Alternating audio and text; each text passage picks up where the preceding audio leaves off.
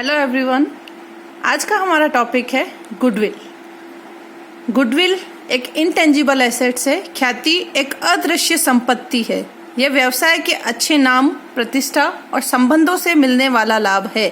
किसी बिजनेस में गुडविल है या नहीं है, उसका पता चलता है उस बिजनेस की रेपुटेशन कितनी है, उसका प्रॉफिट कितने हैं। उस रेपुटेशन से उसको जो प्रॉफिट अर्न हो रहा है, उसी चीज को बोलते हैं गुडविल। यह आकर्षण शक्ति है जो ग्राहकों को लाती है। आकर्षण शक्ति मीन्स एक बिजनेस में अगर ज्यादा कस्टमर आ रहे हैं, उस बिजनेस की रेपुटेशन इतनी है कि कस्टमर बनाने नहीं पड़ रहे हैं, वो कस्टमर अपने आप बिजनेस में आ रहे हैं परचेजिंग के लिए, तो इस चीज को बोलते हैं, इस इंटेंजिबल एसेट्स को बोलते हैं गुडविल। ख्याति के प्रकार, टाइप्स ऑफ गुडविल। क्रय की गई ख्याति, परचेज गुडविल। यदि किसी बिजनेस को क्रय करते समय, किसी बिजनेस को परचेस करते समय यदि उसकी शुद्ध संपत्तियों से ज्यादा का पेमेंट किया जा रहा है, तो जो ज्यादा पेमेंट हो रहा है वो पेमेंट हो रहा है उसको गुडविल के लिए। एक बिजनेस में 1 लाख की एसेट्स है और 30,000 रुपए की लाइबिलिटी है। अगर उस बिजनेस को कोई खरीदना चाहे तो उसकी नेट एसेट्स बनती है 70,000। अगर 70,000 के बदले कोई 70,000 से ज्यादा का पेमेंट कर रहा है उस बिजनेस को एक्वायर करने के लिए, तो जो ज्यादा पेमेंट कर रहा है वो उस बिजनेस की रेपुटेशन के लिए कर रहा है, तो जो ज्यादा पेमेंट हो रहा है वो पेमेंट हो रहा है उस बिजनेस की गुडविल के लिए। गुडविल कैलकुलेट करने का फॉर्मूला, क्रय प्रतिफल माइनस शुद्ध संपत्तियां, purchase consideration minus net assets. किसी बिजनेस में अगर क्रय की गई ख्याति है तो उसे बुक्स में लिखा जाता है। सेकेंड टाइप की जो गुडविल होती है वो होती है स्व अर्जित ख्याति, सेल्फ जनरेटेड गुडविल। जब बिजनेस परचेज नहीं कर रहे हैं, अपने बलबूते पर उस बिजनेस को एस्टेब्लिश किया गया है, उस बिजनेस में कस्टमर बनाए गए हैं, अब कस्टमर से उसको जो बेनिफिट हो रहा है वो है गुडविल। फर्स्ट कंडीशन, जब बिजनेस खरीदा गया था तो जितनी उस बिजनेस की वैल्यू थी उससे ज्यादा का पेमेंट किया, तो वहां अपन ने बोला वो गुडविल जो है वो क्रय की गई गुडविल है, परचेज गुडविल है। जब बिजनेस अपन ने जमाया है, अपना बिजनेस है, अपन उस बिजनेस को एस्टेब्लिश कर रहे हैं, वहां अपने को नॉर्मल प्रॉफिट से जो ज्यादा प्रॉफिट अपन कमाने लगे, तो उस चीज को बोलते हैं स्व अर्जित goodwill, self generated goodwill. Accounting standard 26 और इंडियन अकाउंटिंग स्टैंडर्ड 38 जो पहले से बने हुए हैं, जो स्टैंडर्ड मेंटेन करते हैं गुडविल के लिए पर्टिकुलर, उस स्टैंडर्ड के अनुसार सेल्फ जनरेटेड गुडविल को बुक्स में नहीं लिखा जाता है। परचेस गुडविल को बुक में लिखा जाता है और सेल्फ जनरेटेड गुडविल, स्व अर्जित ख्याति का बुक में लेखा नहीं किया जाता है। ख्याति की प्रकृति, नेचर ऑफ गुडविल। गुडविल का जो नेचर होता है उसे हम 3 कैटेगरी में डिवाइड कर सकते हैं। संस्थागत ख्याति, जिसे बिल्ली के स्वभाव वाली ख्याति भी कहा जाता है। बिल्ली का जो कनेक्शन होता है, इसे बिल्ली के स्वभाव वाली ख्याति क्यों बोलते हैं? एक फर्म है, उसे आप ट्रीट करो एक घर, उस घर में एक बिल्ली है जो रोज आती है। अगर वो घर का मालिक उस घर को बेचकर चला जाए तो बिल्ली मालिक के साथ नहीं जाती है, वह घर में ही रहती है, वह घर में ही आती जाती रहती है, इसलिए इसे बोलते हैं बिल्ली के स्वभाव वाली ख्याति। अब फर्म और बिल्ली का क्या कनेक्शन है? एक फर्म के मालिक ने फर्म को बेच दिया, बेचने के बाद उस फर्म की जो गुडविल थी वो उस मालिक के साथ न जाकर उस फर्म से ही जुड़ी हुई है। उस फर्म का जो नया मालिक है वह भी उस गुडविल के कारण बहुत सारा प्रॉफिट कमा रहा है। तो इस तरह की जो गुडविल होती है, जो संस्था से जुड़ी होती है, जिसका मालिक परिवर्तन होने पर कोई इम्पैक्ट नहीं पड़ता है, उसे कहते हैं संस्थागत ख्याति या बिल्ली के स्वभाव वाली ख्याति। ख्याति की इस प्रकृति में ख्याति का मूल्य सर्वाधिक होता है। मैक्सिमम जो गुडविल की वैल्यू होती है वो इसी कंडीशन में होती है, इंस्टीट्यूशनल गुडविल या कैट के नेचर वाली goodwill, cat goodwill. Second nature होता है व्यक्तिगत ख्याति, कुत्ते के स्वभाव वाली ख्याति। कुत्ता मालिक का वफादार होता है, न कि घर का। मालिक जहां जाता है वह उसके पीछे पीछे जाता है। मीन्स फर्म का जो मालिक है अगर फर्म को बेचकर कहीं और जगह शिफ्ट हो जाए तो उस मालिक के साथ फर्म की जो गुडविल थी वह भी मालिक के साथ चली जाती है। तो इस तरह की जो नेचर है गुडविल का, उसे कहते हैं व्यक्तिगत ख्याति या कुत्ते के स्वभाव वाली ख्याति। इस तरह की ख्याति की जो वैल्यू होती है वो संस्थागत ख्याति से कम होती है। नेक्स्ट, आकस्मिक घटना संबंधी, चूहे के स्वभाव वाली ख्याति। आकस्मिक घटना, एकदम से कोई घटना घटित हो जाए, एकदम से अगर बिजनेस को ज्यादा प्रॉफिट होने लग जाए, तो इस तरह की गुडविल को बोलते हैं आकस्मिक घटना संबंधी ख्याति। चूहे के स्वभाव वाली ख्याति, रेड गुडविल। इस तरह की जो गुडविल होती है उसकी वैल्यू एकदम कम होती है, क्योंकि कभी तो गुडविल बढ़ जाती है, कभी गुडविल कम हो जाती है। यानी रेंडमली अगर अपन गुडविल की वैल्यू निकालें तो तीनों में सबसे ज्यादा जो वैल्यू होती है वो होती है कैट गुडविल, इंस्टीट्यूशनल गुडविल की, फिर होती है personal goodwill, red dog goodwill, और थर्ड जो होती है सबसे कम वैल्यू वो होती है रेड गुडविल, आकस्मिक घटना संबंधी गुडविल की। नेक्स्ट है ख्याति के मूल्यांकन की विधियां। अब गुडविल है बिजनेस में तो उसकी वैल्यूशन भी करनी पड़ेगी और उसको बुक में भी लिखना पड़ेगा। तो यहाँ हम देख रहे हैं उसका वैल्यूशन कैसे करें। गुडविल की जो कैलकुलेशन होती है उसके अलग अलग मेथड हैं। फर्स्ट मेथड है वर्षों की क्रय विधि, ईयर परचेस मेथड। इस विधि में दो तरह के प्रॉफिट जो यूज होंगे वह है एवरेज प्रॉफिट और सेकंड है सुपर प्रॉफिट। फर्स्ट देख रहे हैं एवरेज प्रॉफिट। एवरेज प्रॉफिट को अगर बेस बनाकर गुडविल की कैलकुलेशन करना है तो पहले सरल औसत लाभ एवरेज प्रॉफिट कैसे निकलता है वह देखना पड़ेगा। एवरेज प्रॉफिट निकालने का फॉर्मूला कुल समायोजित लाभ डिवाइड बाय वर्षों की संख्या। Average profit is equals to adjusted total profit, total adjusted profit divide by number of years. Means जितने साल के प्रॉफिट का एवरेज निकालना है उन साल का जो प्रॉफिट दिया हुआ है उसे एडजस्ट करना है। एडजस्ट मीन असामान्य लाभ या आय, एबनॉर्मल लॉस, एबनॉर्मल प्रॉफिट का एडजस्टमेंट करने के बाद, मींस ऐसा कोई प्रॉफिट है जो हर साल नहीं होता है, केवल उस पर्टिकुलर साल में ही हुआ है, उस प्रॉफिट को इग्नोर किया जाएगा, उस प्रॉफिट को वहां एडजस्ट करने के लिए हटाया जाएगा, उसे लेस किया जाएगा। अगर एबनॉर्मल लॉस किसी साल लेस किया जा चुका है तो वो लॉस हर साल का लॉस नहीं है। इसलिए जब कैलकुलेशन के पॉइंट ऑफ व्यू से देखा जाएगा, गुडविल की कैलकुलेशन के लिए जब एवरेज प्रॉफिट कैलकुलेट करेंगे तब इस तरह के लॉस को ऐड करेंगे। फिर एवरेज निकालने के लिए जो प्रॉफिट दिए हुए हैं जितने साल के उनकी टोटल, अगर किसी साल लॉस हुआ है तो उसे लेस करेंगे, प्रॉफिट ऐड कर देंगे, लॉस की अमाउंट को लेस कर देंगे और डिवाइड किया जाएगा वर्षों की संख्या से। 5 साल के अगर प्रॉफिट दिए हुए हैं तो उन प्रॉफिट की टोटल करेंगे और उसको डिवाइड करेंगे 5 से, क्योंकि वो जो प्रॉफिट दिए हुए हैं वो 5 साल के हैं। एक एग्जांपल देखते हैं जिससे ये चीज क्लियर हो जाएगी। आरबीएससी की book page number 81, question number 3, short answer type. Last 5 year के प्रॉफिट दिए हुए हैं 30,000, 25,000, 40,000, 35,000, देन 20,000। 5 साल के प्रॉफिट अपने पास अवेलेबल हैं। गुडविल के लिए बोला गया है 3 वर्षों के औसत लाभों के क्रय के आधार पर, 3 वर्षों के क्रय के आधार पर जो औसत लाभ दिए हुए हैं 5 साल के जो प्रॉफिट है उनका एवरेज निकालकर 3 वर्षों के क्रय के आधार पर, 3 वर्षों के क्रय का मतलब जो प्रॉफिट की अमाउंट दी हुई है उसका एवरेज आने वाले 3 साल तक भी मिलता रहेगा, यानी आने वाले 3 साल तक भी ये अमाउंट गुडविल के रूप में फर्म कमाती रहेगी। तो जो फॉर्मूला है टोटल एडजस्टेड प्रॉफिट, यहाँ क्लियरली प्रॉफिट की अमाउंट दी है, कोई एडजस्टमेंट नहीं दिया है कि किसी साल एबनॉर्मल लॉस हुआ है क्या, एबनॉर्मल प्रॉफिट हुआ है क्या। तो यहाँ क्या करना है, 5 साल का जो प्रॉफिट दिया हुआ है 30,000, 25,000, 40,000, 35,000, 20,000, 5 साल का प्रॉफिट है, 5 साल के प्रॉफिट को ऐड करेंगे, डिवाइड करेंगे 5 से। तो एवरेज प्रॉफिट आया हमारा 30,000 की एवरेजली कंपनी फर्म जो प्रॉफिट अर्न करती है वो अर्न करती है 30,000 का। गुडविल के लिए बोला गया था 3 ईयर परचेज मेथड। तो जो एवरेज प्रॉफिट आया उसको अगर 3 से मल्टीप्लाई कर लेंगे तो अमाउंट आ जाएगी गुडविल की 90,000। एक और इलस्ट्रेशन देखते हैं। एडजस्टमेंट वाला अगर क्वेश्चन आया तो कैसे आएगा। Very short answer, question number 5, page number 81। Last 4 year profit दिए हुए हैं। 2013 20,000 का प्रॉफिट कमाया है। इस 20,000 में सट्टे के लाभ के 4,000 रुपए शामिल है, इंक्लूडिंग 4,000 स्पेक्युलेटिव प्रॉफिट, यानी ये जो 4,000 रुपए हैं इस 20,000 में वो सट्टे के हैं। तो नॉर्मली बिजनेस का प्रॉफिट कितना हुआ, 16,000 रुपए। 2014 में फर्म ने 2,000 की हानि हुई है फर्म को। अब साथ में लिखा हुआ है असामान्य हानि चार्ज की गई 16,000। असामान्य हानि एबनॉर्मल लॉस 16,000 रुपए चार्ज करने के बाद फर्म को 2,000 रुपए का लॉस हुआ। अगर ये एबनॉर्मल लॉस उस साल नहीं होता, नॉर्मली अगर देखा जाए तो फर्म को उस साल क्या हुआ, 14,000 का प्रॉफिट। भाई 2,000 का लॉस है और एबनॉर्मल लॉस चार्ज करने के बाद 16,000 का है। 2,000 का लॉस जो दिया हुआ है, 16,000 लॉस है, लॉस को इसमें ऐड करेंगे, -2,000 प्लस 16,000 तो अमाउंट आ गई अपनी 14,000 प्लस में। 2015 में 17,000 प्रॉफिट जो ब्रैकेट में अमाउंट होती है वो लॉस की अमाउंट होती है, हमें पता है। 15 में 17,000 का प्रॉफिट कमाया, साथ में हिंट दिया है अंतिम स्टॉक 2,000 रुपए अधिक मूल्यांकन, क्लोजिंग स्टॉक की वैल्यूएशन अधिक करी, ओपनिंग स्टॉक की वैल्यूएशन कम करी। नॉर्मली ये फर्म वाले करते हैं प्रॉफिट को इधर उधर करने के लिए, तो ये नॉर्मली थिंग है, इसलिए इसका कोई एडजस्टमेंट नहीं होगा।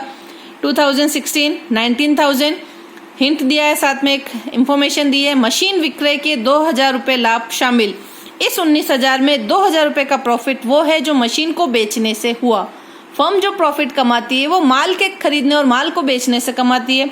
मशीन को बेचना फर्म की नॉर्मल एक्टिविटी में नहीं आता है, तो मशीन को बेचने से जो 2,000 का लाभ हुआ है ये भी कैटेगरी रहेगी एबनॉर्मल लॉस, एबनॉर्मल प्रॉफिट की।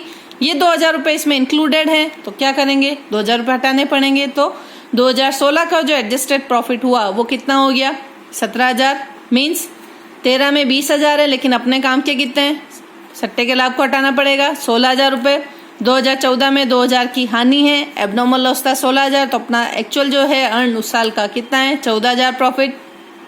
2015 में 17,000 का प्रॉफिट। क्लोजिंग स्टॉक की जो ओवर वैल्यूशन है उसको इग्नोर करेंगे। 2016 19,000, 2,000 रुपये का प्रॉफिट मशीन को सेल करने से कमाया है, तो यहाँ इसको एडजस्ट करने के बाद प्रॉफिट आया 17,000। अब गुडविल के लिए बोला गया है 3 times of average profit. Average profit का 3 टाइम्स, यानी एवरेज प्रॉफिट निकालने के लिए जो प्रॉफिट की अमाउंट दी हुई है वो न लेकर जो एडजस्टमेंट हमने अभी देखा एडजस्टेड करेंगे। फॉर्मूला वही, average profit is equals to total adjusted profit divide by number of year. Total adjusted, last question में एडजस्टमेंट की जरूरत नहीं थी क्योंकि कोई एडजस्टमेंट वहां नहीं था, यहाँ एडजस्टमेंट दिए हुए थे, तो जो एडजस्टमेंट करने थे वो एडजस्टमेंट करेंगे। पहले साल 20,000 में से 4,000 रुपये हटाएंगे क्योंकि वो सट्टे का लाभ है, एबनॉर्मल इनकम है। सेकंड, 2,000 का जो लॉस हुआ है 16,000 की एबनॉर्मल लॉस को चार्ज करने के बाद हुआ है, तो इसको एडजस्ट करेंगे तो प्रॉफिट में आ जाएगा फिगर 14,000 प्रॉफिट। तीसरे साल कोई एडजस्टमेंट नहीं होगा क्योंकि क्लोजिंग स्टॉक ओवर वैल्यूड है, वो नॉर्मल है। फोर्थ ईयर 19,000, मशीन पे विक्रय का 2,000 रुपये प्रॉफिट इंक्लूड है, एबनॉर्मल प्रॉफिट है, मशीन को बेचना उसका रूटीन की प्रोसेस में नहीं आता है।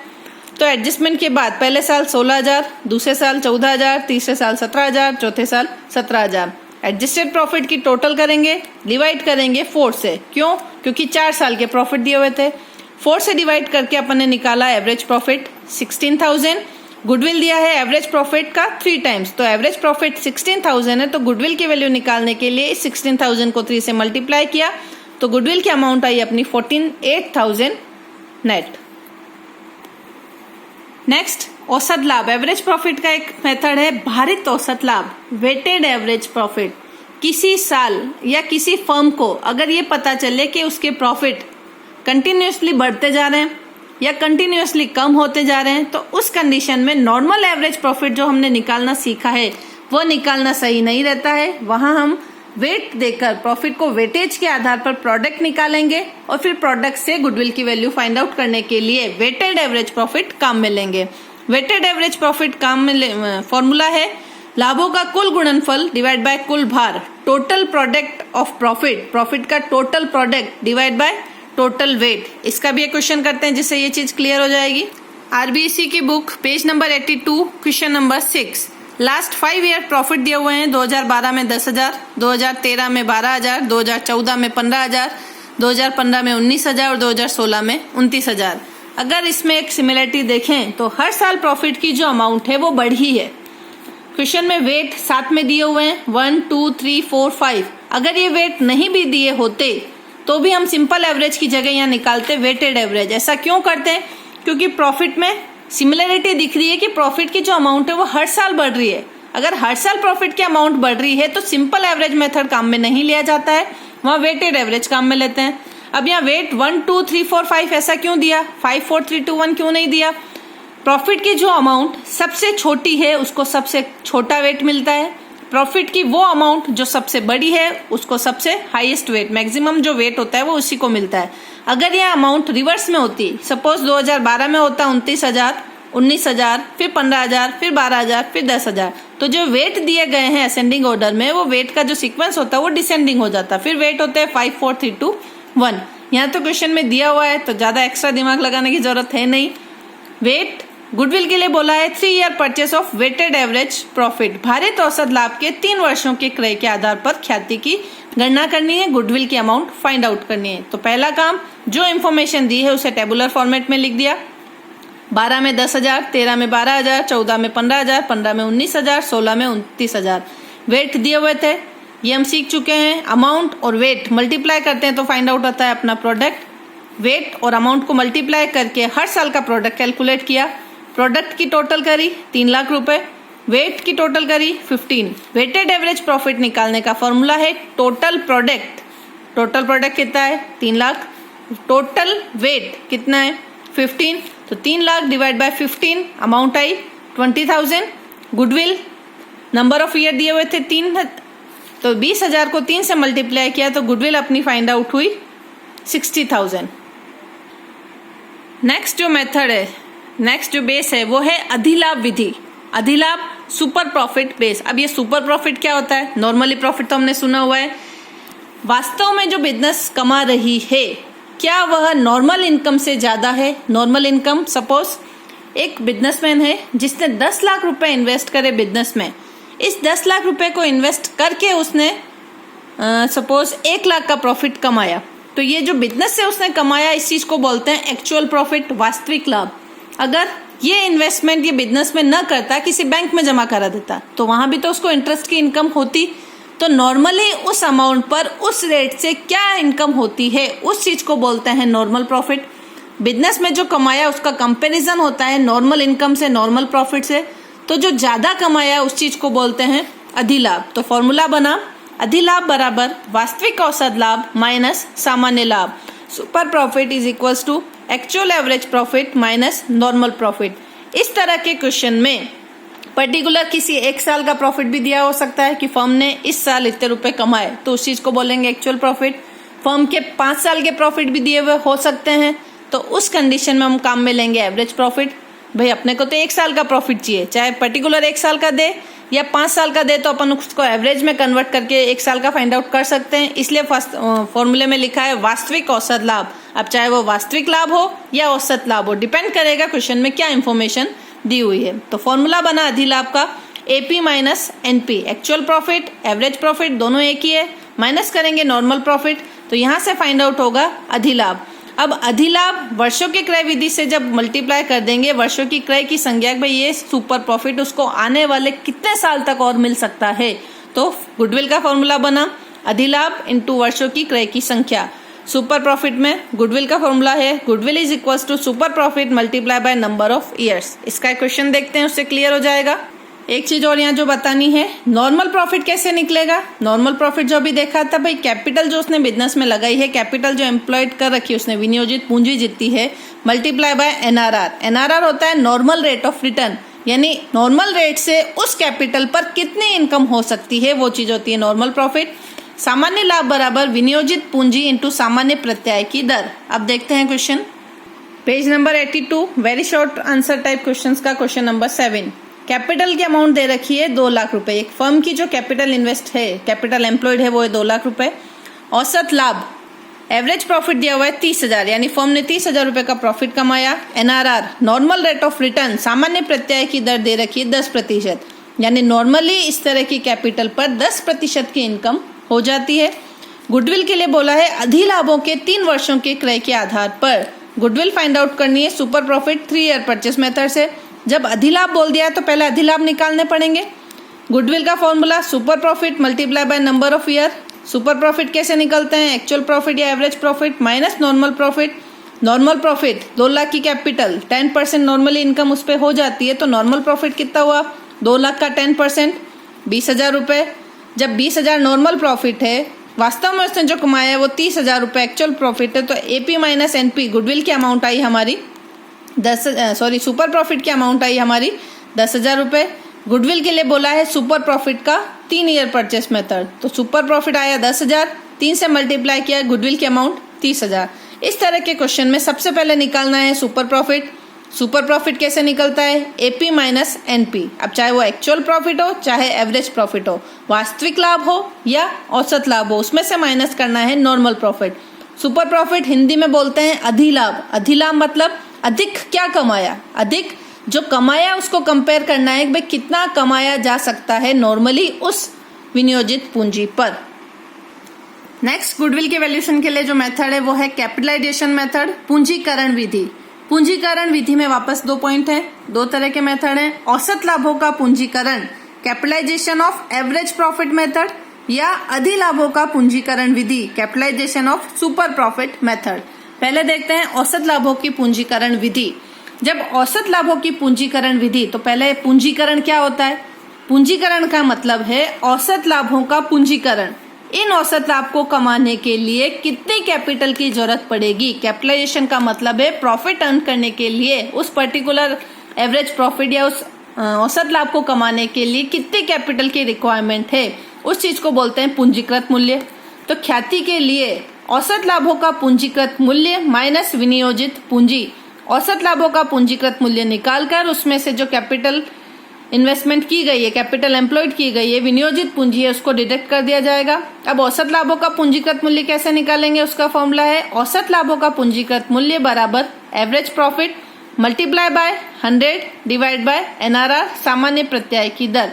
पूंजीकृत मूल्य जिस भी वैल्यू का निकालना है हमेशा अपन रेट को ऊपर रखते हैं, 100 नीचे कर देते हैं। अब यहाँ जो औसत लाभ है उसको रेट के इक्वल मानते हुए कमाने के लिए कितना कैपिटल की जरूरत पड़ेगी, कितने कैपिटल की रिक्वायरमेंट है, वो निकालने के लिए फॉर्मूला बना AP multiply by 100 divide by NRR। अब यहाँ एक चीज देखने की है कि अगर औसत लाभों का पूंजीकृत मूल्य माइनस विनियोजित पूंजी करते समय जो आंसर है वो अगर नेगेटिव चला जाए या आंसर 0 आ जाए तो ख्याति का जो मूल्य होता है वो हमेशा क्या होगा, 0। अधिलाभों का पूंजीकृत मूल्य। जब औसत लाभों का पूंजीकृत मूल्य करते हैं तो वहां औसत लाभों के पूंजीकृत मूल्य में से विनियोजित पूंजी को घटाया जाता है तो ख्याति निकलती है। जब सुपर प्रॉफिट मेथड से फॉर्मूला पूंजीकृत वैल्यू निकालते हैं, गुडविल की वैल्यू निकालते हैं, तो अधिलाभ multiply by 100 divide by NRR जो वैल्यू आती है वो सीधे गुडविल आ जाती है। अधिलाभों का पूंजीकृत मूल्य ही ख्याति है। यहाँ तो पूंजीकृत मूल्य निकालने के बाद कैपिटल को लेस किया जाता है और यहाँ सुपर प्रॉफिट से जब क्वेश्चन करेंगे तब सुपर प्रॉफिट की जो कैपिटलाइज वैल्यू आएगी वो ही गुडविल होती है। एक क्वेश्चन इसका भी देखते हैं। RBSC बोर्ड की book page number 82 question number 8। Capital की अमाउंट दे रखी है, कैपिटल एम्प्लॉयड 1,80,000 1,80,000। AP औसत लाभ एवरेज प्रॉफिट दिया हुआ है 24,000। NRR की रेट दी हुई है 12%। सामान्य प्रत्याय की दर normal rate of return is 12%। Calculate goodwill by capitalization method पूंजीकरण विधि से ख्याति का मूल्य ज्ञात करिए। अब क्वेश्चन में ये नहीं दिया कि औसत लाभों का पूंजीकरण करना है, कैपिटलाइजेशन किसका करना है, औसत लाभ एवरेज प्रॉफिट का करना है या सुपर प्रॉफिट का करना है। तो यहाँ मैं दोनों मेथड से बता रही हूँ, कोई भी मेथड यूज करो कैपिटलाइजेशन का, दोनों मेथड से गुडविल की वैल्यू हमेशा सेम आती है। तो फर्स्ट देख रहे हैं अपन औसत लाभों का पूंजीकरण, कैपिटलाइजेशन ऑफ एवरेज प्रॉफिट। जब capitalisation of average profit method से गुडविल फाइंड आउट करते हैं तो पहला काम एवरेज प्रॉफिट को कैपिटलाइज करेंगे, उसमें से कैपिटल एम्प्लॉयड को लेस करेंगे। ख्याति कैसे निकलेगी, औसत लाभों का पूंजीकृत मूल्य माइनस विनियोजित पूंजी। अब यहाँ औसत लाभों का पूंजीकृत मूल्य निकालने के लिए औसत लाभ अपने पास थे 24,000, इसको कैपिटलाइज करने के लिए फॉर्मूला बना AP multiply by 100 divide by NRR। ये एवरेज प्रॉफिट कमाने के लिए 12% की रेट से कितनी कैपिटल की रिक्वायरमेंट है, तो जो AP दिया हुआ है वो 12 के इक्वल है। हमें फाइंड आउट करना है उसको 100% पे। जब 100 पे 12% की इनकम होती है तो जो 24,000 है अगर वो 12 के इक्वल है तो 100 के लिए कितनी कैपिटल की रिक्वायरमेंट है। तो capitalization value of AP average profit का औसत लाभों का पूंजीकृत मूल्य आया हमारा 2 लाख रुपए। विनियोजित पूंजी क्वेश्चन में दी हुई थी 1,80,000, पूंजीकृत मूल्य आया 2 लाख, विनियोजित पूंजी 1,80,000। तो दोनों का जो डिफरेंस है वो पॉजिटिव होने के कारण गुडविल कितनी आ गई, 20,000 रुपए।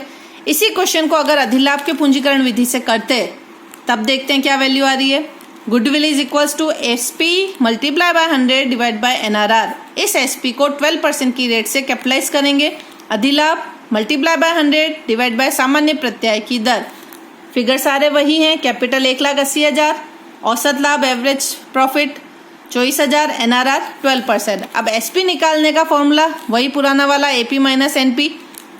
नॉर्मल प्रॉफिट निकालने का फॉर्मूला, नॉर्मल प्रॉफिट कैसे निकलता है, capital employed multiply by NRR divide by 100। 1,80,000 की कैपिटल पर 12% कितना प्रॉफिट कमा सकती है कंपनी फर्म।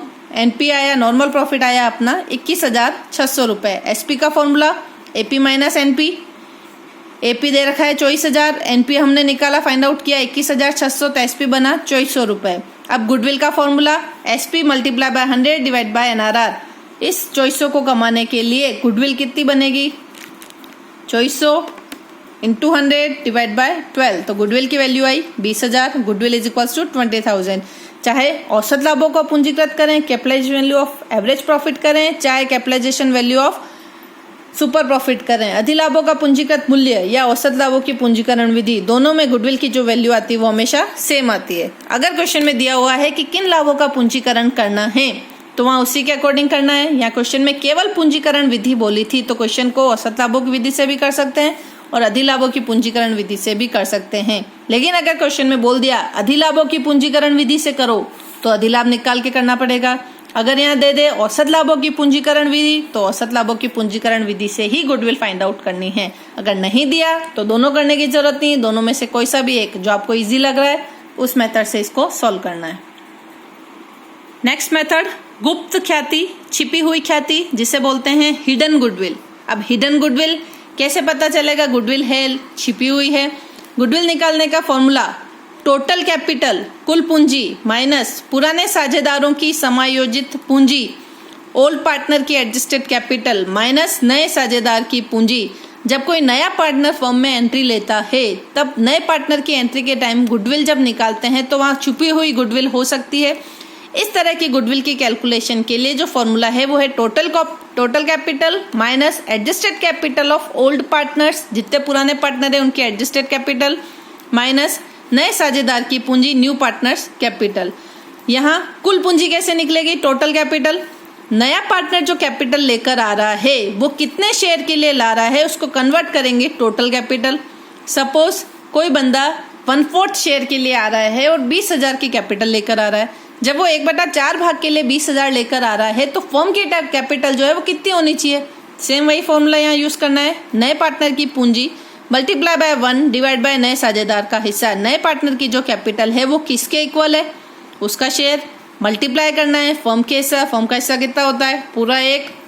तो फॉर्मूला बना new partners capital multiply by 1 divide by share in profit of new partner. पुराने साझेदार की समायोजित पूंजी, पुराने साझेदार की जो कैपिटल बैलेंस शीट में शो हो रही है उस कैपिटल में एडजस्टमेंट होगा रिजर्व का, प्रॉफिट का और लॉस का। ऐसे प्रॉफिट एंड लॉस जो अभी तक अनडिस्ट्रीब्यूटेड हैं, ऐसे जनरल रिजर्व जो बैलेंस शीट में शो हो रहे हैं वो पुराने पार्टनर्स ने अर्न किए हैं तो वो हिस्सा पुराने को ही देना है। नए पार्टनर का उसमें कोई शेयर नहीं है तो जो पुराना हिस्सा है, पुराने पार्टनर का जो हिस्सा है वो उनमें बांट दिया जाता है। प्रॉफिट होगा, रिजर्व होंगे तो उससे कैपिटल बढ़ेगी, इसलिए इन दोनों को ऐड कर दिया जाता है। अगर बिजनेस में अनडिस्ट्रीब्यूटेड लॉस है तो उन्हें कैपिटल में से लेस कर दिया जाता है, क्योंकि जब नए पार्टनर को प्रॉफिट और रिजर्व में हिस्सा नहीं मिल रहा है तो वो लॉस में हिस्सा क्यों लेगा? ये एडजस्टमेंट करने के बाद फाइंड आउट होगी पुराने साझेदारों की समायोजित पूंजी। फिर गुडविल की कैलकुलेशन होगी total capital minus old partner की एडजस्टेड कैपिटल माइनस नए पार्टनर की कैपिटल। इसका भी एक क्वेश्चन देखते हैं। आरबीएससी बोर्ड की book page number 82 question number 10 adjusted capital of X and Y. पुराने पार्टनर की समायोजित पूंजी, एक काम तो कम हो गया, वो एडजस्टमेंट पहले ही करके दे रखा है। एक्स और वाई की एडजस्टेड कैपिटल 30,000 और 25,000 दोनों की कैपिटल दे दी। नया पार्टनर वाई जो फर्म ज्वाइन कर रहा है उसका शेयर दिया 1/4 और इसकी कैपिटल दी है 25,000 रुपए। गुडविल की वैल्यू फाइंड आउट करने को बोला गया है। अब जो इन्फॉर्मेशन दी है वहां से अपने आप ऑटोमेटिकली अपने माइंड में क्लिक होगा कि कौन से मेथड से गुडविल की कैलकुलेशन करनी है। Goodwill is equals to total capital minus adjusted capital of old partners minus new partner capital. गुडविल कैसे निकलेगी, ख्याति की गणना कैसे करनी है? कुल पूंजी माइनस पुराने साझेदारों की समायोजित पूंजी, जो कि यहाँ करके दे रखी है। अगर नहीं होता समायोजन तो पहले वो किया जाता, profit add, loss less, reserve add, वो करने के बाद वो कैपिटल यूज होती। अब टोटल कैपिटल कैसे निकलेगी? जब Z 1/4 भाग के लिए 25,000 रुपए ला रहा है तो फर्म की कैपिटल आज की डेट में कितनी होनी चाहिए? तो 25,000 1/4 भाग के लिए तो फर्म का हिस्सा कितना हुआ? 1 लाख रुपए। अब 1 लाख तो हो गई फर्म की कैपिटल। दोनों पार्टनर जो पुराने हैं एक्स और वाई, उनकी कैपिटल कितनी हो गई? 30,000 और 25,000, टोटल 55,000। नया पार्टनर Z कितनी कैपिटल ला रहा है? 25,000। वैल्यू पुट करेंगे फॉर्मूले में, 1 लाख टोटल कैपिटल, पुराने पार्टनर की कैपिटल 30 और 25, नए पार्टनर की कैपिटल 25। तीनों को अगर 1 लाख में से लेस कर दें तो लेस करने के बाद जो अमाउंट बचेगी वो किसकी है? गुडविल। तो यहाँ गुडविल की वैल्यू जाएगी वाई 20,000 रुपए। नेक्स्ट गुडविल वैल्यूएशन का मेथड क्रय प्रतिफल विधि, purchase consideration method. Purchase consideration, पहले तो ये परचेस कंसिडरेशन क्या चीज है? क्रय प्रतिफल। किसी भी बिजनेस को परचेस करने के लिए जो अमाउंट का पेमेंट होता है, सपोज आप कोई बिजनेस खरीद रहे हैं और आप 50 लाख का पेमेंट कर रहे हैं उस बिजनेस को खरीदने के लिए, तो जो खरीदने के लिए पैसे दे रहे हो वो चीज होती है परचेस कंसिडरेशन, क्रय करने के लिए जो प्रतिफल का भुगतान किया, माइनस शुद्ध संपत्तियां। अगर बिजनेस की शुद्ध संपत्तियां निकालनी है तो फॉर्मूला यूज होगा एसेट्स माइनस लायबिलिटी। एक बिजनेस आप खरीद रहे हो, उस बिजनेस में 1 लाख की एसेट्स है और 50,000 की लायबिलिटी है, यानी 1 लाख आपको मिल रहे हैं और 50,000 आपको देने भी हैं, तो नेट एसेट्स उस बिजनेस की कितनी हुई? 50,000। अब इस नेट एसेट्स को कंपेयर करते हैं क्रय प्रतिफल से, परचेस कंसिडरेशन से। तो जो ज्यादा पेमेंट होता है वो किसके लिए होता है? गुडविल के लिए। तो फॉर्मूला बना PC minus net assets, purchase consideration क्रय प्रतिफल माइनस शुद्ध संपत्तियां नेट एसेट्स। एक और विधि देख लेते हैं, दोनों के क्वेश्चन फिर एक साथ करेंगे। वार्षिकी विधि, एन्युटी मेथड। इस एन्युटी मेथड से जब गुडविल की वैल्यूएशन होती है तो फॉर्मूला यूज होता है सुपर प्रॉफिट मल्टीप्लाई बाय वार्षिकी का वर्तमान मूल्य, प्रेजेंट वैल्यू ऑफ एन्युटी को जब मल्टीप्लाई करते हैं सुपर प्रॉफिट से तो एन्युटी मेथड से गुडविल की वैल्यू फाइंड आउट की जा सकती है। इसका क्वेश्चन देखते हैं। Question number 13 page number 83, RBSC board की बुक का पेज नंबर 83 पे क्वेश्चन नंबर 13 है। Very short answer type. Purchase consideration की अमाउंट दे रखी है 3,50,000, यानी किसी बिजनेस को खरीदने के लिए पेमेंट हुआ है 3,50,000 का। जिस बिजनेस को खरीदा गया है उस बिजनेस के एसेट्स की अमाउंट दे रखी है 4 लाख रुपए और उसकी लायबिलिटी की अमाउंट दे रखी है 80,000, यानी बिजनेस को खरीदते टाइम 4 लाख की एसेट्स मिली है और 80,000 की लायबिलिटी। तो टोटल नेट एसेट्स उस बिजनेस की कितनी एक्वायर हुई? 3,20,000। पेमेंट कितना हो रहा है? 3,50,000। तो जो रिमेनिंग अमाउंट जो है एक्स्ट्रा पेमेंट हुआ है वो किसका हुआ है? गुडविल का। ऑरली आपने सॉल्व कर लिया। लिखने का तरीका, goodwill is equals to purchase consideration minus net assets. Net assets, assets minus liability, 4 lakh minus 80,000, 320। Goodwill, purchase consideration PC है अपना 350, नेट एसेट्स निकाली 320, तो गुडविल की अमाउंट आ गई 30,000। आज का last question page number 83, question number 12। SP super profit सीधा दे रखा है 10,000, वैल्यू ऑफ एन्युटी 3.791, 3.791 और गुडविल की अमाउंट फाइंड आउट करने को बोलिए। गुडविल का फॉर्मूला, एसपी को मल्टीप्लाई करना है एन्युटी की वैल्यू से। 1 रुपए की एन्युटी की वैल्यू है, उसको सुपर प्रॉफिट से मल्टीप्लाई करना है, तो गुडविल की वैल्यू आई 37910। अब अगर किसी क्वेश्चन में सुपर प्रॉफिट निकला हुआ नहीं है और दूसरी इंफॉर्मेशन दी हुई है कि कैपिटल एम्प्लॉयड इतनी है, एनआरआर इतनी है, एवरेज प्रॉफिट इतना है, तो पहला काम रहेगा सुपर प्रॉफिट फाइंड आउट करना, फिर सुपर प्रॉफिट निकालने के बाद गुडविल निकालने के लिए फॉर्मूला यूज होगा। ये वैल्यूएशन ऑफ गुडविल के कुछ मेथड हैं जो हमने आज सीखे हैं। Thank you.